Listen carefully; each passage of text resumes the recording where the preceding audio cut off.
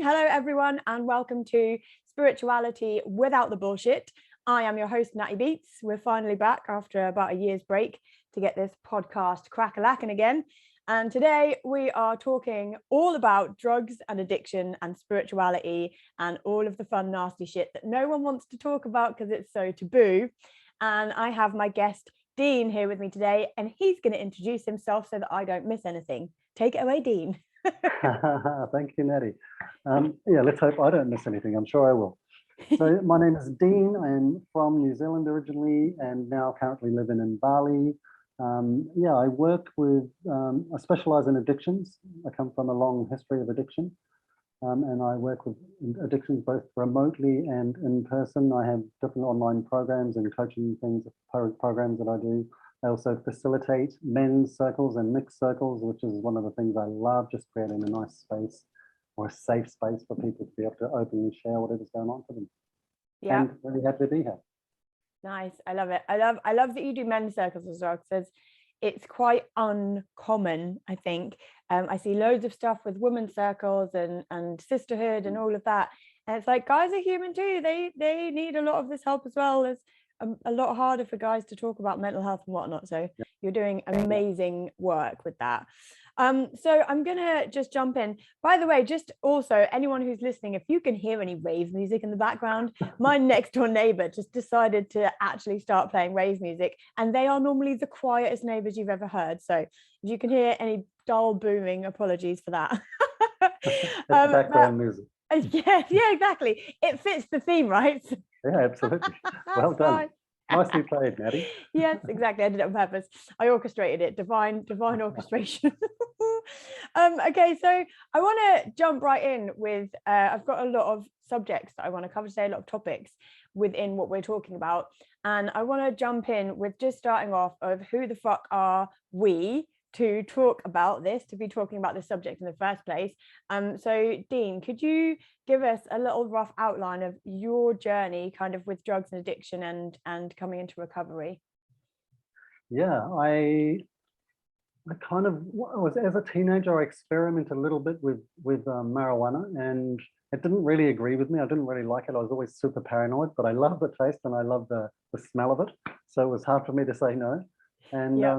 I didn't really try anything else. I was brought up religious, and I was like a very good boy, you know, very good little boy, until about 19 years of age. I believed everything and bought into everything I was taught in church. And so I was too scared to leave the church because I thought I was going to burst into a big ball of flames. And so I was very, very good. And then I started to realize that there's actually a whole new world out here. And it was nothing like that, you know, I've been taught or that they told me about how this world was. So I started to experiment and try. And I mean, the first thing I did was I put an earring in my ear and I grew my hair long. And then I just started, you know, drinking and trying different drugs. And it wasn't until I went over to Holland and experimented a little bit over there with, like, I had some cocaine and some amphetamines and some kind of harder drugs. I never thought I would do harder drugs and, you know, especially go down that path. I obviously never planned to be a junkie or an alcoholic. Don't think it's it wasn't on my resume. On, right? Yeah, it wasn't in my future plans, but it wasn't when I got to Australia and I was living with my brother-in-law, and he's like a bikie and into the bikie scene, and I tried to fit in there, although I never really did, you know, like I felt like I was kind of a fraud, I guess, and like I didn't really fit or belong, but I was really funny, so they liked me. And then we started to try kind of heavier things like methamphetamines, and just snorting at first, and it was amazing. Like the experience, I suddenly was like 10 foot high and bulletproof and wanted to do things at 100 miles an hour. And I was the life of the party, you know, which was, I mean, a fake life of the party. It gave me a sense of fake confidence. And then I started to deal, and, you know, and then I started to actually use what I was dealing. So I started to get by on my own supply, which is a no-no for a dealer. And I said I would never, ever do needles. And I was scared of needles. I hated needles all my life, you know, like, and then I ended up meeting a girl who was into needles. She introduced me to the needle, and yeah, it was downhill from there pretty much, because I got addicted to that feel of the steel, you know, and and then doing anything for that and for the drug. So I was actually I left her and then met the mother of my children, and she had no idea what I was doing because I hid it all from her. So I was like this full-blown junkie for maybe at least 3-4 years while I was with her. She had no idea. So I just lied and lied and lied and lied, like she was a very intuitive, and she didn't listen to her intuition because I was such a good liar. I mean, good, I don't think it's good. I was a bad liar, but and then, I was with her like most of as I was doing that, even raised kids. I thought I'd never be a junkie as a dad, and I swore I'd give up and I'd stop when my son was born, but it had just had a hold of me, and I was in complete denial that I had a problem, even when I was a full-blown addict. Oh no, I'm okay, I can change, I haven't got a problem. And yeah, I lost kind of everything. I got to a point where I nearly lost my young family, and like I broke my partner's heart many times, and and then I ended up stopping. I left in Australia, went to New Zealand, and I stopped using drugs because it was really hard to get the methamphetamines, at least in New Zealand.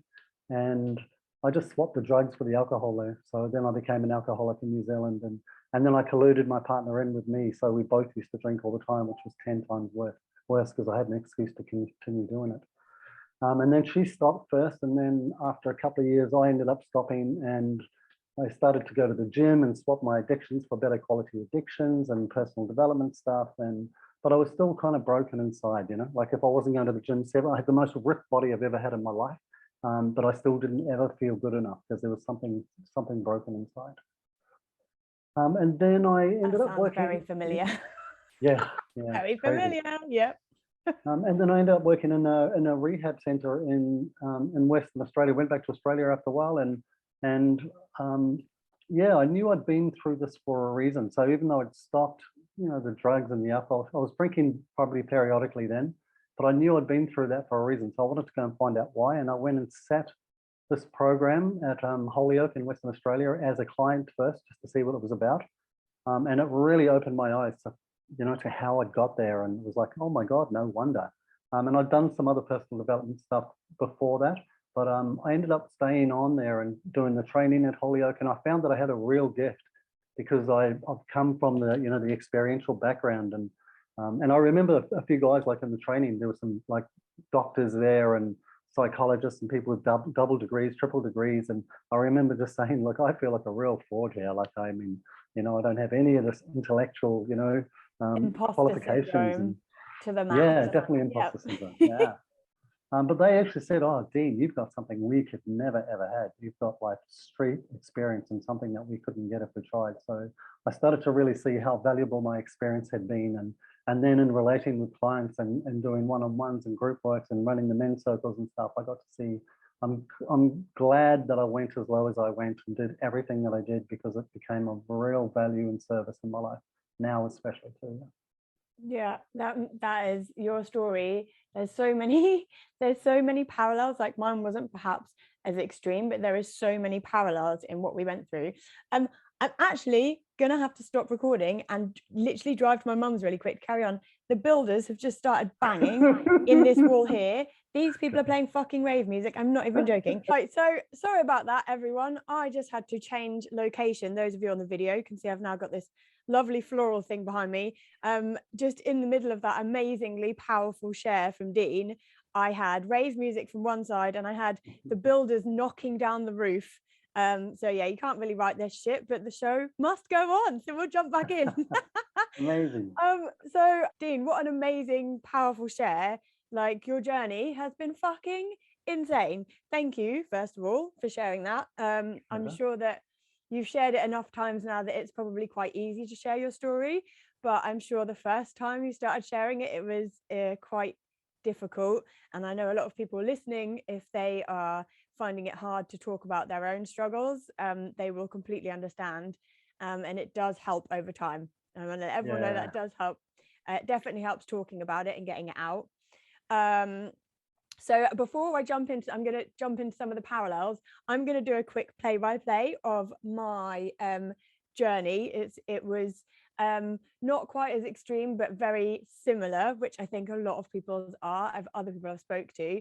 So I went to a lot of illegal raves when I was younger. Well, starting earlier than that, I started smoking weed when I was 10. Wow. So I kind of grew up around all this stuff. I started smoking weed from a young age.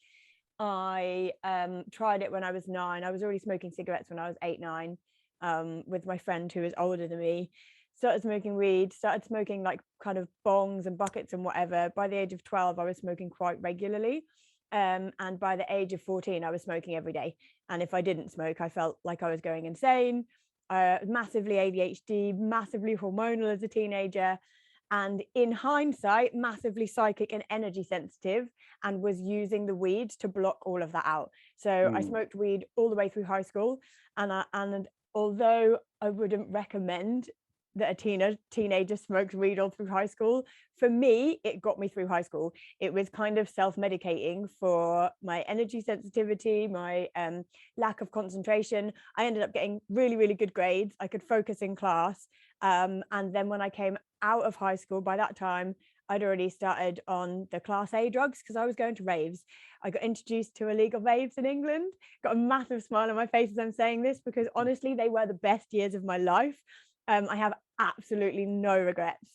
Spending my teenage years calling up an unknown number at midnight to find out like a secret meat place, and then all joining a convoy of literally like hundreds of cars of other teenagers getting smashed, driving convoys into the middle of nowhere in a forest. And then you just finally start hearing this boom, boom, boom, boom. And you pull up and there's just people everywhere, stacks of speakers the side of houses. Honestly, it was like the best times of my life. Obviously, there was a lot of darker element of all of that partying, that it does have a knock-on effect of your health. Although I was never really, never had any addictions to like one substance, I was a massive party girl. I got smashed several times a week when I was a teenager. And this ended up with me being admitted to hospital at the age of 20 with a kidney problem. I had a kidney infection. And then during the 4 years that followed, I was in and out of hospital for bladder and kidney issues due to ketamine, because I was sniffing ketamine at raves. Now, I never even took that much compared to most of my peer group. I was always the one that did the baby lines and whatever, but it just didn't agree with my body. And it took me still 4 years. I was still getting smashed for those 4 years. So I'll push through. I can do it. Literally. But when you get to that stage, you get kind of caught in that catch-22 of, I felt so ill all the time. I felt so bad all the time that the only time I could have a bit of fun was when I went out and got smashed and raved. So that was kind of the mentality I was trapped in. I believed that I wouldn't live past the age of 25. And I cried on my 25th birthday because I was like, fucking, by that time I'd got super, super healthy, and was like, fucking hell, as if I was not only believed, but had kind of accepted and was quite happy with, do you know what? I had a good run. If I don't live past 25, at least I fucking raved. How insane is that? Like, order of a life. Yeah. But for me, I hit rock bottom. I got fed up of feeling so ill. I remember having this moment when I looked in the mirror and looked really ill, and was just like, what the hell am I doing to myself? My friend had been trying to persuade me into a network marketing thing for Herbalife, for a nutrition company. And I joined that and pretty much turned my life around. Just having healthy nutrition got me off all the medication that I was taking, and I realized that I could feel better.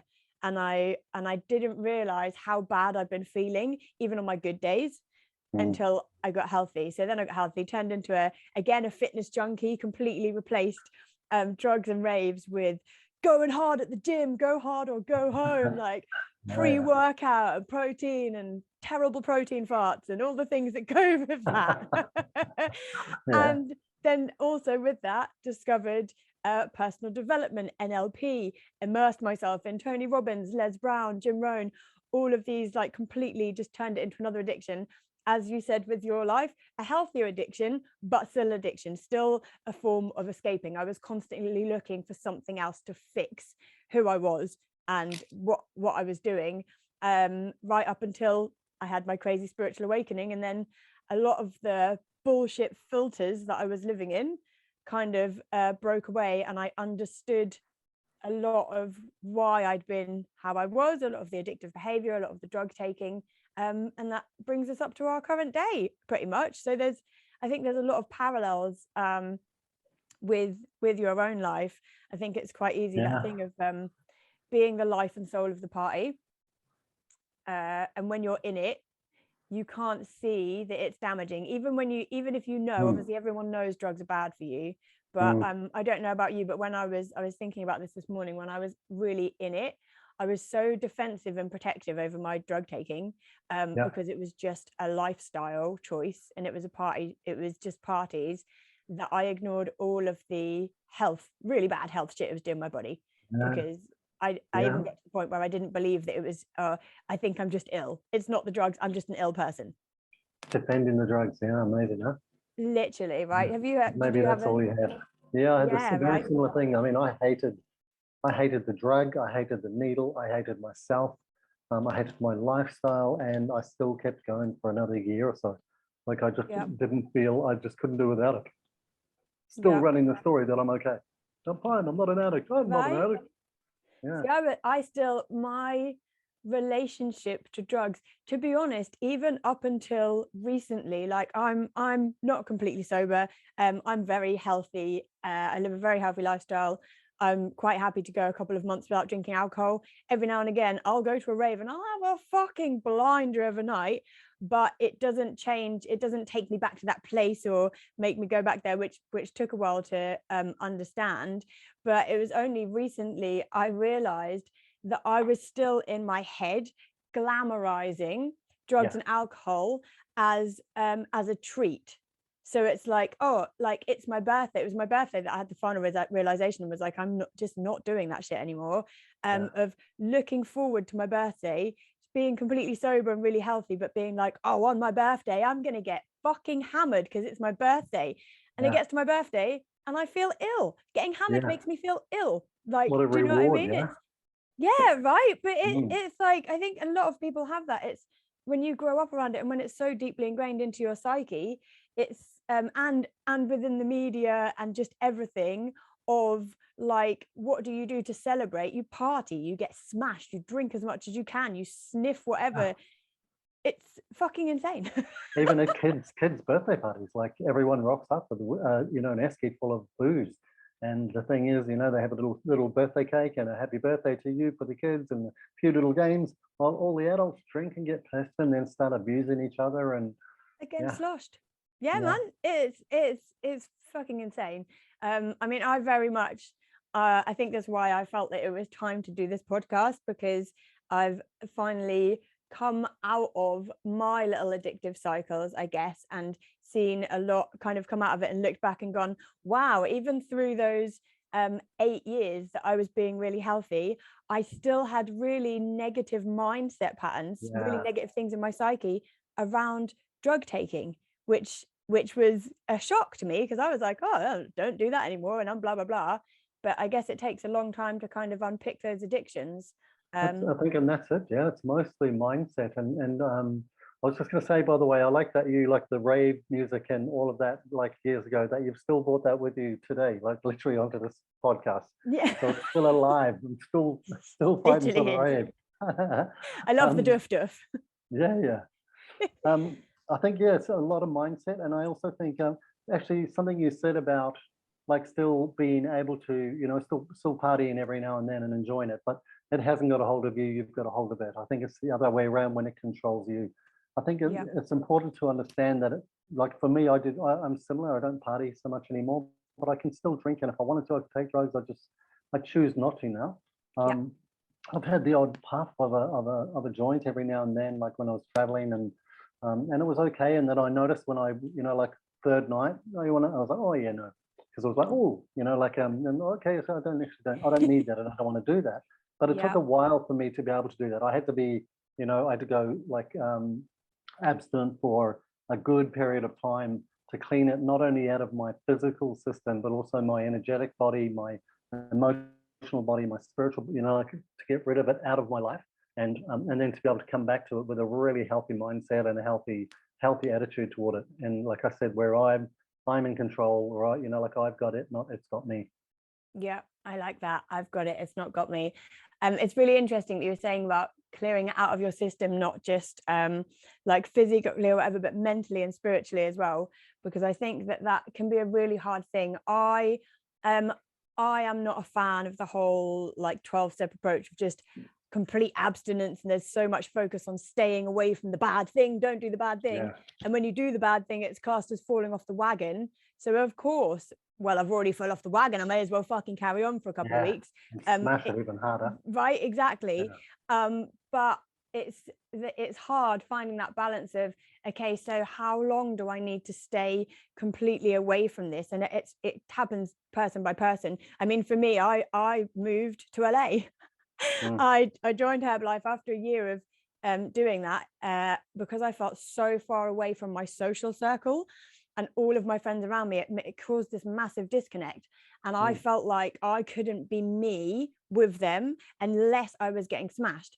But also I didn't want to do that anymore. So I literally ran away, sold everything I owned, bought a one-way ticket to LA, went to LA for a couple of years, turned into a calisthenics athlete, loved it, and completely stayed away. I think there was for 18 months, I didn't go near any drugs at all. I still drank a bit when I was out there, but I was full like athlete mindset, and just I could become whoever I wanted to be in LA. Now, I'm not suggesting that everyone needs to run away to a different country. That was definitely me running away from my problems, but it's finding a way almost to detach yourself enough from who you used to be to give you a chance to become who do you want to be? I think people don't really are. Yeah, exactly. And I think people don't give themselves permission, or they believe that they're always going to be a certain way, or that they're past it, or that, oh, that worked for you but it won't work for me. All the things that I used to think. And people who know me, who saw what a mess I used to be and see me now, can surely see that anyone can fucking, like, you can turn your life around if you want to. I'm sure you've seen a lot of that very in your much work. living proof. Yeah, I'm living proof of that. I'm not, definitely not the smart, sharpest tool in the shed. I'm not the most intelligent. I wasn't born with a silver spoon. Like I learn usually. I mean, look, I'm not a slow learner. I'm a fast forgetter. So like when something, it takes me a while to get something, but when I get it, it actually really goes in. Yeah. And Bruce Lipton, like you were talking about moving away, Bruce Lipton talks about, when they study human cells in a culture dish, they would introduce toxins into that culture dish and the cell would gravitate away from it. And when they introduce like proteins and vitamins and healthy stuff, the cell gravitates toward it. So they're saying, it's saying like you can, like it's how we determine our external environment determines how we feel inside. So sometimes, I mean, you can do a geographical, you take problems with you, but sometimes a geographical can change the whole outside circumstance and give you the best shot for a new start. Or a fresh start at least. Yeah, for me it was completely changing my atmosphere. I love that what you were saying about the moving away and moving towards as well. I think it was when I was doing my NLP, I was learning a lot about that. And again, when I was trying to get away from this party lifestyle, of focusing on what you're moving towards rather than what you're moving away from. So again, with the whole 12-step thing, there's so much focus on giving up the thing, and it might be something you really fucking enjoy. Like for me, I really enjoyed raving. I really enjoyed partying. I didn't want to stop. I had to stop because of my body. So it wasn't a case of, in my head, moving away from the bad thing. I was having to let go of something that I fucking loved. And it wasn't necessarily the substance, it was the lifestyle. But I had to let go of the lifestyle. Fun and the release and the movement of the body and socializing and all of it, all of that. One of my mentors, actually, when we had this conversation, we were looking at the 6 basic human needs, and the ones that drugs are kind of meeting, of like that connection, certainty and uncertainty, and then sitting down, and she was saying, okay, so how could you get these in another way? Because I have a huge need for uncertainty in my life, huge need for uncertainty, and that need for connection. So you can kind of sit down and look at, okay, how can I get uncertainty? Like, do I want to go and do extreme sports? I started calisthenics, swinging myself around those poles, bars. But it's kind of a case of sitting down and looking at, okay, how can I get the things here over here? And it is a process. I'm not going to say that it's easy. I didn't go through any sort of traditional rehab or anything. I just had some great positive brainwashing, we'll say, from the nutrition company that I was working for, from the people that were around me, flooding me with self-development and a deep determination within me once I realized that I could feel better. For me, it was all health. So once I realized I could feel better and have more energy and whatever, I never wanted to go back to that. Yeah, it's just not worth taking all that away or undoing that in any way. I like the brainwashing, it's literally like they're literally washing your brain. So washing all the dirt, the cleansing all the toxins and the toxic thoughts and feelings and everything that goes along with that, Yeah, that makes so much sense. I love positive brainwashing.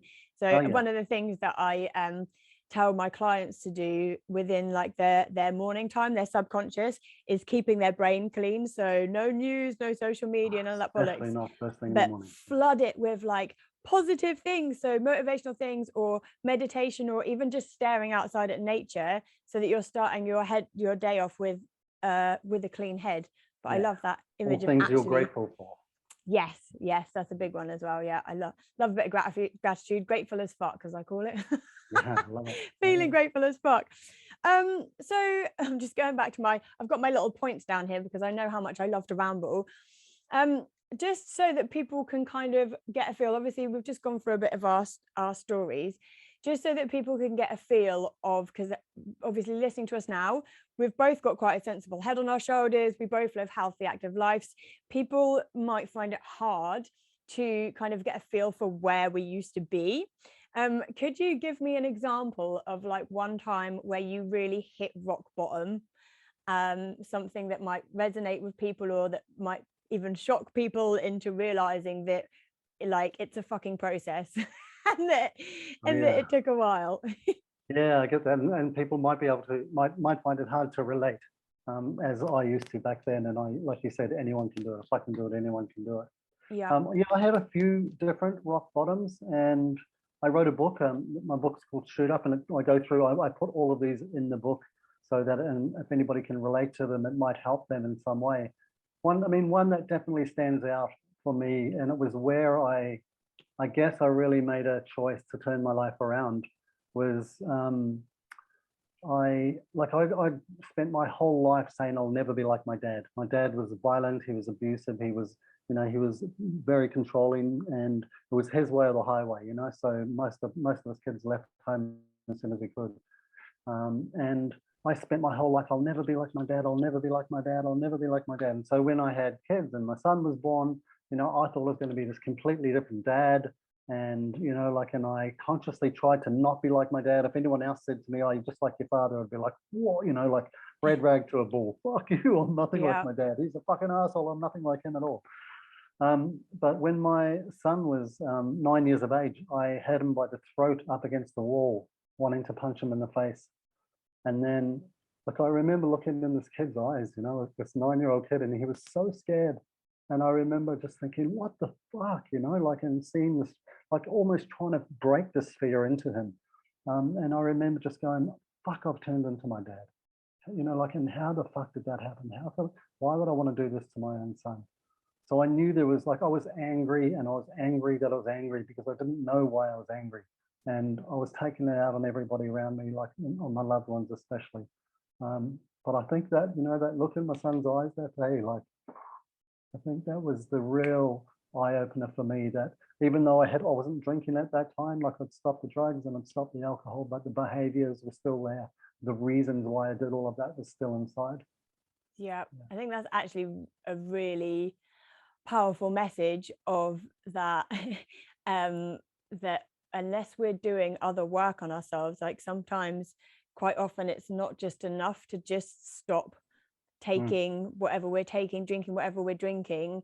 It's having to delve deeper into that nasty shit that you don't want to look at. Spiritual people call it shadow work. It's just the parts of yourself you don't like or whatever, which causes us to have this escapism in the first place, which can be often harder than giving up the drugs themselves, I think. Which is why it's important not to just stop, because most people are using something because there's a void to begin with. So if you just stop, it's creating a bigger void, and that's probably the most dangerous time. It was for me. I became suicidal, like I was depressed. I was miserable because I had forgotten, like you said, it was giving me something. It was giving me a sense of, like, not only a connection and, but it gave me a reason to live. It gave me a reason to be, like, in a sense of purpose in the strangest way. But I knew I was going to get up and I was going to do drugs that day. Yeah. Yeah. That resonates so much, because if I hadn't have gone and joined Herbalife and joined that, literally suddenly slotted into this huge community of positive people. I mean, I tried several times to stop going out to try and look after my health, and I just felt completely disconnected, depressed. I've never been suicidal, but I've been fucking sad. And it's because it's like, well, what the fuck do I do if I don't do that? Who am I if I'm not Natty Raver, life and soul of the fucking party, person hanging off the speakers, person who can sniff the biggest line? Do you know what I mean? It's like, what the fuck do I do? And also, where are all my friends? They're out at the rave. So what the fuck do I do? Just sit here and stare into the abyss? No fucking way. I'm going out to a party. Very lonely time. Yeah, really, really. Because you actually have to detach from the people that you're hanging around with and change your scene and change your social life a little bit. And so it can be a very, very depressing, lonely, isolating time. So I always talk about, when people, instead of stopping, replacing it with something, but something that's better for you physically, mentally, spiritually, emotionally, something that gives you more of a buzz. And look, I mean, to be honest, there are moments in my life now that I have better highs than I've ever had with any drugs or alcohol, like through natural things, just allowing myself to feel that. Same. So just to touch on the moving away from friendship circles and stuff, one of the big things that I struggled with when I was trying to get healthy is kind of this thing of you have to change your social circle, all of this. For me, I found that, and I think a lot of people listening, just to put your mind at rest, if you're wanting to make a big change and you've got people that you love in your life, it doesn't have to be a permanent thing. There may be people that are really damaging, of course, that you need to move away from. But if these people are like your fucking family, you've grown up with them your whole life, as were mine, it's just a case of distancing just until you can get yourself good, you can find your center, and then you can go back. And also, just to make the point that a lot of your friends will follow you just by, you don't have to push them, don't have to force them. Trust me, I tried to get everyone to stop taking drugs when I used to rehab people on my sofa. Like, honestly, my friends that used to live in the squats and stuff, I would make them stay on my sofa, check in with me 5 p.m. every day, make sure they hadn't sniffed any drugs, like try and get them off it. Of course they all went back to it because it wasn't coming from them, but eventually, like, all of my friends now are like pretty much super happy. They still party and stuff, but people are going to the gym. I would have people message me like, oh, I've seen what you're doing, blah, blah, blah. Like, I kind of want to get involved. I think it's time. And it was just so amazing. I'm so grateful that I was strong enough to pull myself out of it or be pulled out of it. And that now a lot of people in my wider social circle on social media or whatever have messaged me years later, just literally randomly saying, I know this is out of the blue, but I've watched your journey and it literally inspired me. It's helped me either create my new business or stop taking drugs or go to the gym. And I just wanted to say thank you. And when you get messages like that, it's like, holy fuck. If we get one message like that, it's made a difference in the universe. And when we get them sometimes daily or weekly, it's an amazing. And that's the thing about, I think, leading by example, is we create inspiration and a desire in them to want to do it rather than preaching. And because that comes from a place of judgment and condemnation and shame and guilt, and it's a completely different way to go, different approach. It has to come from them as well. Absolutely. And people could have told me to stop taking drugs or I was going to die until they were blue in the face. My closest friends, family, whatever, I wouldn't have. It's not even that I wasn't listening, I couldn't hear them. When you're in that, you can't, until everyone has their own rock bottom. I think everyone needs to hit their own rock bottom till they get better. That rock bottom can be death as well. Like, I was working in the rehab center and there was a guy who had come through. He was an alcoholic, and I got a phone call one morning saying, Dean, can you clear your calendar? We've got an emergency appointment. I said, yeah, sure. So I went down and got this guy, and he'd been through the program a few times, and he sat in this chair and he said, Dean, I just came from the hospital and they just brought me back to life. He said, I remember waking up on this cold steel gurney and realizing, fuck, I died, you know, and that wasn't enough for him. So, you know, some people's pain level is greater than death even. And death isn't enough to scare people. So it wasn't long before he went back to it again, you know? Yeah. I mean, over the years, I have lost a lot of friends to, if not directly because of drugs and alcohol related things like suicide, depression, all of that.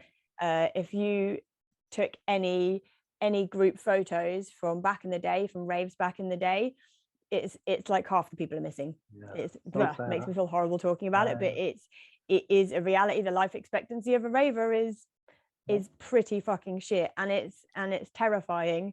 Which again, that was one of the things when I was kind of going through my transitional period. There was, when the first year I moved to America, 6 people died in the first 4 months. 6 people that I knew from raves died in the first 4 months. I wrote a song about it, Ravers in the Sky, and it literally, every time someone passes away from those things, it makes me more determined than ever that that's never going to be me, that it's never going to be my friends writing RIP Natty. Like, it for me, it ended up being fuel, and also understanding that I can't help everyone, and to love them anyway, because I also distanced myself from a lot of people for a long time. Now I'm okay within myself. I don't distance myself with anyone. I love them anyway, and I don't try and change them, or do you know what I mean? It's it's difficult when you can see people going out taking cocaine every day, and their face is half gone, and literally sucks the soul. So even though, like, I mean, like you said, suicide's a big one, but a lot of the people who are left, they, you know, they're not alive really anyway, because it literally sucks your soul. The trade-off is, I ran into some people who are still doing the drugs when I was doing them, like in Drug and Associates, and I ran into them a couple of years ago, and my God, yeah, it was like it was like half a human being, like really withdrawn in the face, like their soul was being sucked by this drug. So yeah, it's very, very sad. People becoming shells. So on the bringing it back to the more spiritual aspect of it, I want to talk about this thing that I realized when I did a shamanic journey last year sometime, about drugs being kind of like a synthetic higher connection. So I'm a psychic, I'm a healer, and I've blocked my abilities off most of my life through doing drugs. One of my absolute rock bottoms, was when I was probably around 22 years old, and I used to have to inject my own bladder once a week to stop it from hurting so much and to make it work better. So literally sitting on my bathroom floor with a fucking catheter, catheterizing myself and injecting it with saline. It was the most shameful, scary, horrible feeling and horrible experience of my life. And I recently, a few months ago, I did a shamanic journey. A friend of mine suggested, this is going to sound a bit weird, to do a shamanic journey into my vagina, because I was having some past sexual issues come up, and which I won't go into that. That's a whole entire other podcast.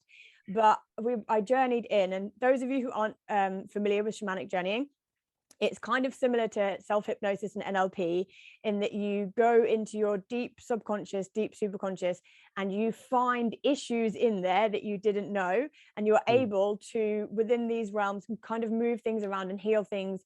You can receive messages and realizations. Now, what I journeyed to was this image of this young girl on her bathroom floor injecting her bladder with saline solution, and in the image I looked like a junkie. And I got the words junkie aspect, and I was like, oh, okay, this is obviously a part of me that I've removed, that I've kind of blocked off, or whatever. And I did what I always do. So in self-hypnosis and journeying, what I teach my clients to do is ask her what she needs and give it to her, so that you're healing the aspect of yourself before you bring it back to join yourself. To integrate. Yes, until you so that you can integrate it. Now, I was asking what she needed, and I watched this. It was also, she had a needle hanging out of her arm. Now, I've never gone anywhere near needles, but in my head, the word junkie means someone who does needles. So I was quite surprised to see that I had I perceived this part of me as an actual heroin addict on the floor with a needle hanging out of myself. And I kept asking what I needed. First of all, it was, I saw my family around me giving me a hug. So giving me that love, giving me that energy, which wasn't really a surprise. I kind of knew that, went through that, sending myself love and acceptance and apologies and forgiveness. And then the last thing that I saw, I was like, what does she need? So I was like, okay, she was doing the best that she could with the tools that she was giving. So I'm talking about myself back then. And I kept saying, what does she need? And it was like something was hidden.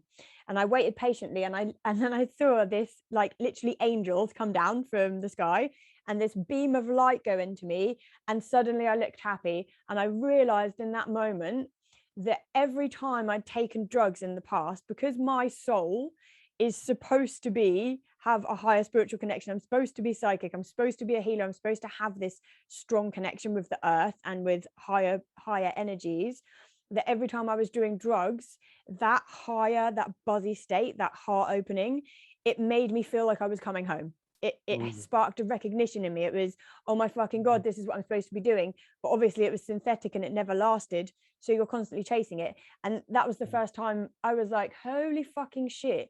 Maybe because I know that a lot of people that are now very spiritual healers, psychics, whatever, that had problems with drugs in the past, I was like, fuck, man, is it like all of these lost souls that are just trying to come home, to come back to their soul, come back to their higher connection?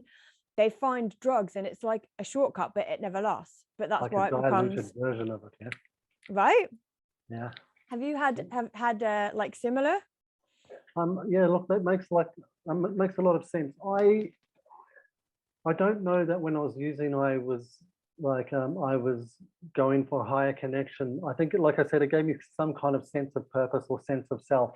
I think I was so lost with me that it like I felt like it was giving me something to identify with, or like a sense of belonging. Yeah, definitely a sense of belonging. And like you said, who am I? And I've had moments of that, even like after the drugs, also coming to terms with who am I outside of being a dad, and outside of my work that I do, outside of clients, outside of how people see me, outside of being a man, a brother, a son, all of that. So yeah, I think it was that I was so lost, and I felt like there was nowhere that I fitted in or that I belonged. So I understand that. Now, I mean, I am very intuitive, and so for me, I'm kinesthetic. So I could feel things, and I felt, even as a kid, I knew when things didn't feel right. Like I could feel like the hypocrisy in a lot of the teachings that they were giving us at church. I would notice that the closer everyone got to church, the holier they become. But then I knew, like, as soon as we left, it was completely different. Like, dad swearing and belting his kids, and it was like a big performance. And I struggled with that. I struggled with not being able to tell anyone or share or talk with anyone about what was really going on in the family, like about not talking about abuse and violence, and we had to pretend all the time that everything was okay. And so I think I just completely lost who I was and my connection, with self. But then obviously, because I'm not connected with myself, I'm not connected with spirit. And since discovering that, like the intuition, and realizing that actually my sensitivity is my greatest gift. Like, I get to really be with people when I'm doing sessions with them, really be in the moment and actually go exactly where they're at. I can feel, I can cry, I'm there with them, and it's an amazing place to then start looking around and searching and with them, so they're not on their own doing it by themselves. So it's definitely been my biggest gift, and listening to my intuition now. Again, not as quickly as I always should. Sometimes I'm still, like I said, I'm not a slow learner, I'm a fast forgetter. I love that. Yeah. I'm totally taking that. I'm going to use that. Yeah, you can totally use it. I'm sure it's not mine. So I've learned to listen to that, and it definitely helps me now a lot more when I listen to it quickly, especially. It's spot on every time, Yeah. So same with the just having that strong inner connection and intuition. I think that so many like empaths and energy intuitives, however you want to describe people, just being extra sensitive, like having extrasensory perception, all of that, I think are probably the most vulnerable to wanting to take drugs, because on the other side, so I kind of see it as like two sides of the same coin. So like the dark and the light. For me, I see the light as is chasing the high. It's the amazing feeling that you get, the connection, all of that goes with it. The shadow side or the dark side is what we're blocking off, the trade-off. And I think that a lot of people, again, so I wasn't doing this consciously, but in hindsight, subconsciously, I was also taking drugs to block off my insanely powerful psychic channel, because I couldn't cope. And if you've got no one to talk to about it or nobody to guide you, and I mean, you're hearing voices and seeing things, and I mean, that can be pretty traumatizing especially for kids. And I know, like when I was younger, especially, like, you know, none of that was encouraged. You know, like it was the opposite. You know, if you're seeing things, you're talking to people, even if you're daydreaming and talking to yourself, you know, like, oh, they're going to put you in a jacket with the special sleeves at the back, you know. Yeah, crazy. But so it wasn't encouraged. So I understand why people would want to block off from that. I mean, the amount of people that, like, are just told, kids have massive extrasensory perception, and I think it's really damaging this whole, it's your imagination. Because now all of my clients, the number one thing that they struggle with when I'm helping them access their own psychic abilities, spiritual abilities, it feels like my imagination. How do you know it's not your imagination? Like, you've been told your whole life it's your imagination. I've been told my whole life that I have like a really creative imagination and a wild imagination. And again, looking back on it, I'm like, when I meet people, I get psychic images. I get literally flooded with almost like a potential life path of me with that person, especially with romantic relationships or whatever. I used to get really angry and think it was a really negative thing of my mind's running away from myself. This is really damaging, that I'm making up all this stuff in my head. I'm not fucking making it up. It was literally a psychic projection of one possible future, because I didn't have my abilities under control, and they would just zip zap everywhere. But it took ages for me to, well, I say it took ages, a couple of years for me to integrate this. I'm really glad I had a lot of amazing spiritual mentors around me that were also down to earth and no bullshit, that could help me understand what was going on. Because otherwise, I mean, I just thought I'd had a really overactive brain and really wild imagination, all of that. I remember when I was a kid having really strong dreams, really bad sleep paralysis, things visiting me in the night, which again, I was just told was nightmares in my imagination. But of course, because my parents didn't understand this stuff either, they don't know any better.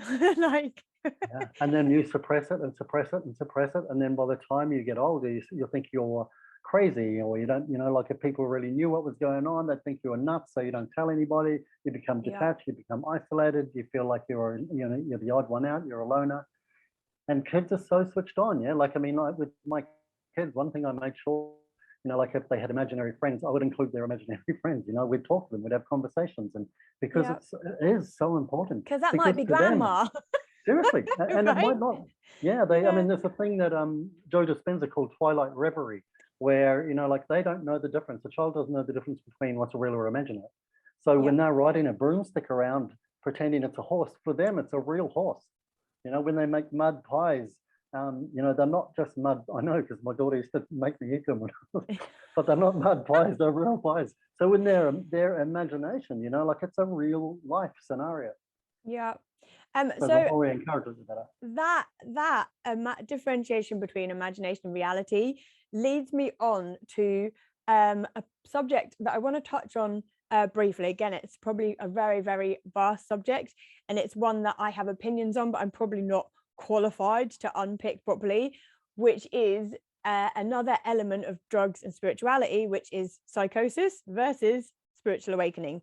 I know a lot of people, especially in recent years, have been playing around with psychedelics. There's obviously a lot of research out that they're amazing for mental health, and all of like the plant medicines and whatnot, but not many people talk about the fact that if you are not doing them in the right way, if you're not doing them with someone that knows what they're fucking doing, you can blast some shit open that you're not ready for, that can alter the chemical balance of your brain, and then you end up in this space where you probably, yes, you're seeing entities and ghosts and whatever, but your head is also, it opened up too quickly, your mental health's fucked at the same time, and you end up almost in this battle with yourself that you can't tap out of.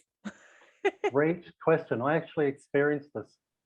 So with plant medicine. So I did a few plant medicines. I did like ayahuasca I've done Cambo, the frog medicine. The first ayahuasca experience I did was absolutely hell for me. Like I was in hell for, it feels like eternity in there. And I kept doing it because I wanted to be spiritual, because all the people around me, I'm in a spiritual mecca of the world, and they were all doing it and they seemed to be really spiritual and, you know, really connected. And I was like, oh yeah, I want to be like that. I want to be with, and I dressed like they did. And I kept trying to do that. And I didn't realize until later, my God, I was just like the same thing as school. I'm trying to fit into school. They didn't give a shit about me anyway, you know, like even no matter how spiritual they were. It was a bullshit picture that they were painting. What was your word? Spirituality? Spirituality. Love it. Love that. So it was very spiritual, like, and there's a lot of that. And I think, you know, they, like people who are easily led and manipulated, or who are searching for something, who are lost, you know, is a really easy way to, you know, for them to get people to come and do what they were doing. And I mean, I think the person, I did 3, but the last one I did was, I didn't trust this woman to begin with. Again, I never listened to my intuition. If I'd listened to my intuition, I would have walked out that day, because she lied to me. She told me it wasn't ayahuasca. No, it's not that. It's completely different. It was actually a buffo, which is something you're not meant to mix with ayahuasca. And they say like ayahuasca is the grandship to the spaceship to the grandmother. And this was like the rocket ship. So there's no holding on. You can't fight it. It just literally blows your mind. And it was like a 20-minute, but it feels like eternity when you're in there. And this, honestly, this fucked me. I was like, I remember going mad, like I, you know, like completely lost my mind. At one point, I felt like I was the Big Bang, and somebody just flicked off a switch, and then there was like nothing. And then it all started again. So it was very full on. And I remember, like, horrible. It was, I mean, amazing. There was incredible insights and, you know, like things I got as well, teachings, learnings, and amazing. I got an amazing sense of what's happening on the planet. I can feel Mother Nature and what's going on for her now. But it also really fucked me for about a year. Like I was like, I mean, I remember looking in the mirror and I would fall into the mirror.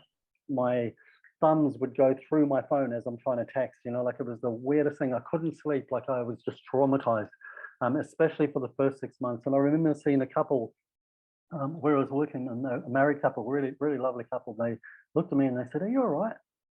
I said, "Actually, no, I'm not. I haven't slept for forever." And I said, "Why?" And they said, "Because you've got holes blown out all over your aura." And I said, "Look, I have no idea what that means." They said, "Look, we do psychic surgery, and we'll give you a session, but we can see you're just like, you've got holes everywhere and anything's coming in and out." And so all I know is I went and had this session. They actually did it at my house. And all I know is afterwards, I felt contained again for the first time in a long time. And I could sleep again, and it wasn't, you know, like it wasn't interfering with my sleep. But it really, really rocked me. And it was a very good lesson for me too. I remember when I was coming out, when I was doing the journey, and I came out and I was lucid. I was sitting outside under the stars on this grass, looking up, beautiful clear night. And I was like, I was awake by this time, so it wasn't affecting me anymore. And I looked up and I remember the seagull flying, like it was like a bird, but it wasn't a seagull, you know, these rice field birds of paradise but it flew over me and it was lit up like a firefly. And I remember saying, "Look, I don't want to ever do this again." And then I looked up and this bird just went, and then I burst into tears. And it was like, the message I got was, "What are you doing, Dean? What are you looking for? You know, like you're trying to be something that you're not. You are spirituality, you know, you are you, and you are spirit, heaven, you know, or the divine experience in itself in this unique form and in this unique way. Why are you trying to be like that and like everyone else? Because you never fit it in your whole life." It's the chasing, right? There's so much within that. I mean, the whole thing of, I'm not a massive fan of the spiritual industry. I've made absolutely no secret of that. I really struggled to kind of come out as a psychic and a healer and whatever, because there is a lot of people out there who, like, people are searching for something when they're searching for spirituality, and there's people out there that fucking prey on that. And within their psychedelics and stuff, I think that people can get stuck in this really dangerous thing of the psychedelics open up too much. So you suddenly have all these realizations of what's out there, but it's fucked your head because it was too much too quickly. And instead of going, right, I need to close back down and integrate all this stuff, you need answers. So where do you go looking? More psychedelics.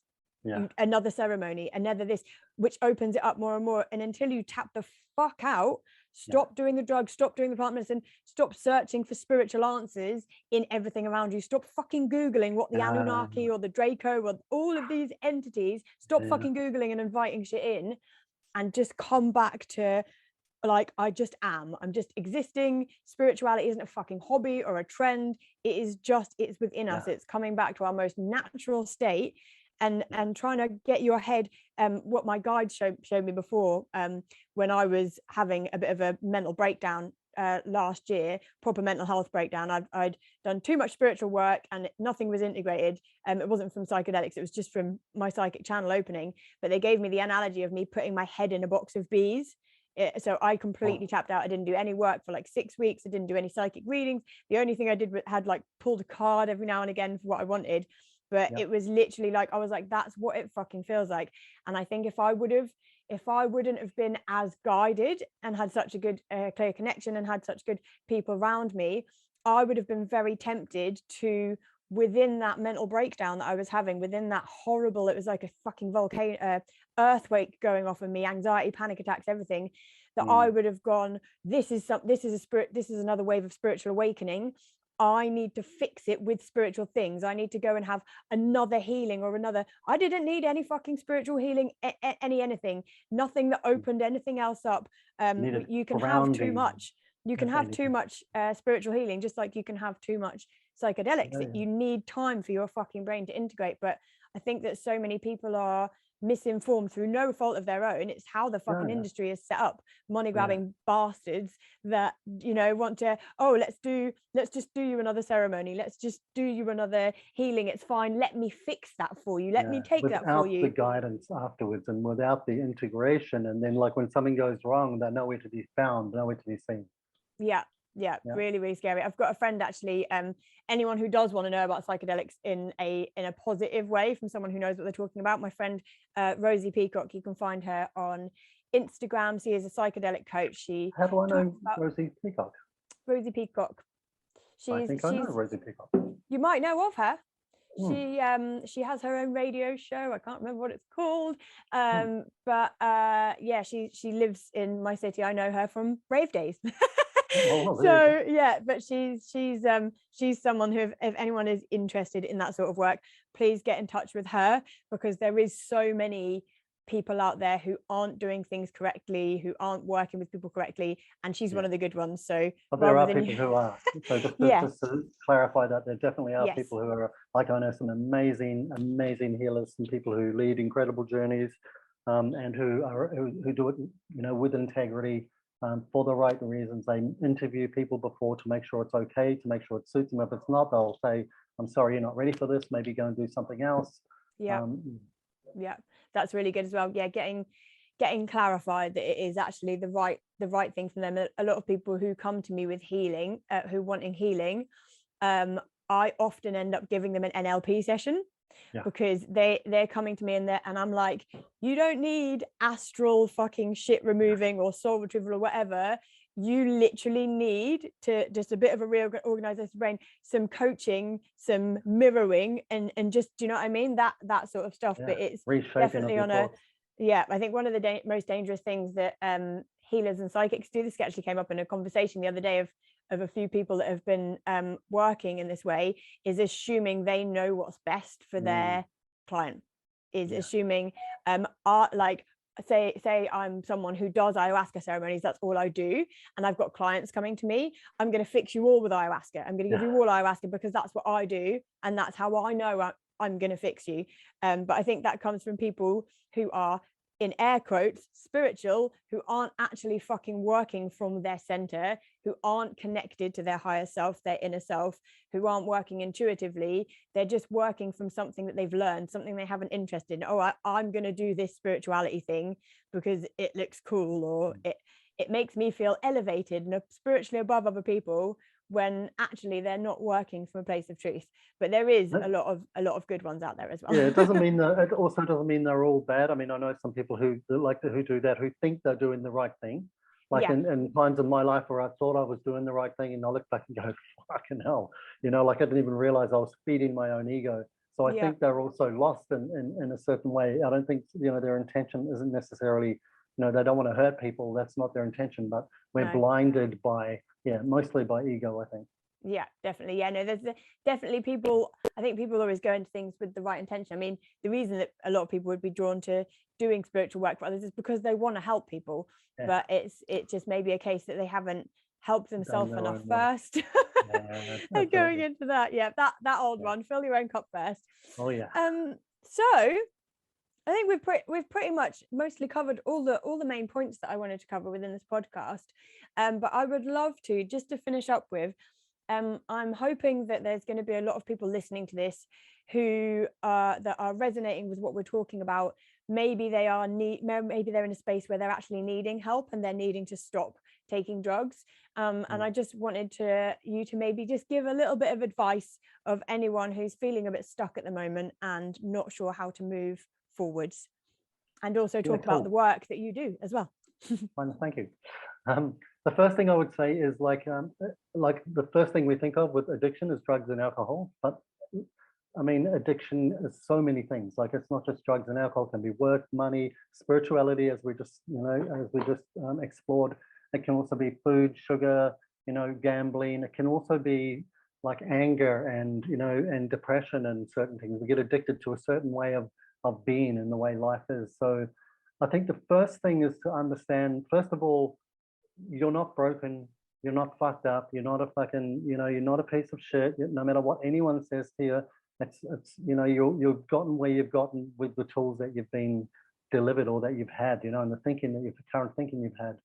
So the most important thing, I think, is it's always important to ask for help, and it's okay to ask for help. So I struggled for many, many years longer than I needed to, because I was like, oh, I can do this myself. I'm okay. I don't need help. It was only when I started to ask for help and let help in that I started to really make a difference in my life. And this is why I run the men's circles, and I do mixed circles as well at different times, because it normalizes, like, we get to talk and share. And I mean, there's two magic things that happen in the men's circle. One is there's something magic that happens in just speaking out loud what's really going on for me in a way that's, honest and truthful, and I'm not holding back. And there's something amazing just being heard, especially by men, to be able to do that with men. And then the other magic is when other guys resonate, I hear that I'm not alone, because I thought I was the only one going through this. And guys say this pretty much every week, we have new guys come and they say, my God, I thought I was the only one going through this. So it normalizes what we're going through. And then also, and then we get some ideas on, okay, where's the best place for me to start to shift? Because like you said, everyone's in a different place, everyone's in a different space. So it's finding out, okay, what's unique about this situation, and the best place to start. And for me, the best place to start is always, okay, stop whatever I'm doing, acknowledge that I'm stuck and that I might need some help, reach out and get some help if possible. Just tell somebody. I think that was the kicker for me when I finally told someone. It was like I was admitting to myself, okay, I'm not as as indestructible as I thought. Yeah, I think that's and a then big like one. like we said before, don't just stop. If you just stop doing whatever you're going to do, you'll end up with a bigger void. So do your best to replace it with something. And I've got loads of free stuff on my website, and like tips for sobriety and videos and YouTube. I've got a YouTube channel just to help people. So what's your website and your YouTube channel? So the website, my YouTube channel is Dean Powell, and my website's www.lifetalk, lifetalque.com.au. Within that, I have there's an addiction program, two addiction programs. One for people struggling with addiction. It's a 16-week online program, and I have a 12-week online program for people who are looking after people with addiction. So family care program, because often they're the ones who are secretly or silently struggling and dying inside, because they're looking after people not really knowing what to do. And what they do out of love tends to push the person further into it. So it kind of enables them without them realizing. So it's how not to do all of that. And I have books and and different coaching programs and stuff that I do. So amazing. You've got so much good stuff. I love it. I love that there is one also for like family and friends. I went to a family and friends day at a rehab of a family member before, and just found it really helpful. And this was even after I'd been trained in NLP and worked a lot with mental health and had a lot of my own. There was a lot of realizations that I had just from that area. I think as we do a lot of work on ourselves, we can have a tendency to, oh yeah, I know what that's about, whatever. But until you go to a specialist like yourself who really lives and breathes this stuff and understands it from kind of all angles, you could be unintentionally doing more damage to the person that you care about, just from a place of love. Again, like what we were saying before, it's coming from a good place, but it's ill-informed. So I think that's really important as well. So anyone listening, I will put these links. I think there's a way to put them on the podcast. I'll also share them on my Instagram and on my Facebook, in the Awakening group on Facebook as well, the Awakening Collective, when this episode is out, so that you can have all of those links. And please do just reach out for help if you need help, and just speak to someone. Sometimes like, it's that whole cliche thing of admitting you have a problem is the first step, but it's fucking true. That's so true. Admitting that you need help. I hated those things, those quotes, but my God, it's so true. It is amazing. So Dean, thank you so much for coming on and chatting to me today. I think we talked about a lot of good stuff. I'm quite excited to edit this and get it out to the world. And yeah, that's about it. Have you got any finishing thoughts? No, I love it though. Thank you for the interview. I love sharing the stuff. I love normalizing, most of all, that it's life, and a lot of society nowadays is, I mean, when we start to understand addiction, we start to go, fuck, no wonder, with the way society is and the way we are, and everything's a quick fix, and we're losing the true value of things. Of course, addiction is going to be very poignant, and especially like social media now, telephones and stuff is a huge one, for screen time. Yeah. So just, I think, first of all, just understanding that it's okay. You're okay. You're a human being. You're worthy and worth love just as you are. You don't have to be doing anything more just because you are a human being. You are. Yeah, I love that. Amen to that. So thank you so much for joining me. On our next episode, I'm going to be interviewing one of my mentors, Wolfgang, and we're going to be talking about the dark side of spirituality, the dark side of light work, talking about astral attachments and the soul. So make sure you check that out as well. Thank you so much for tuning in today, and I'll speak to you all soon.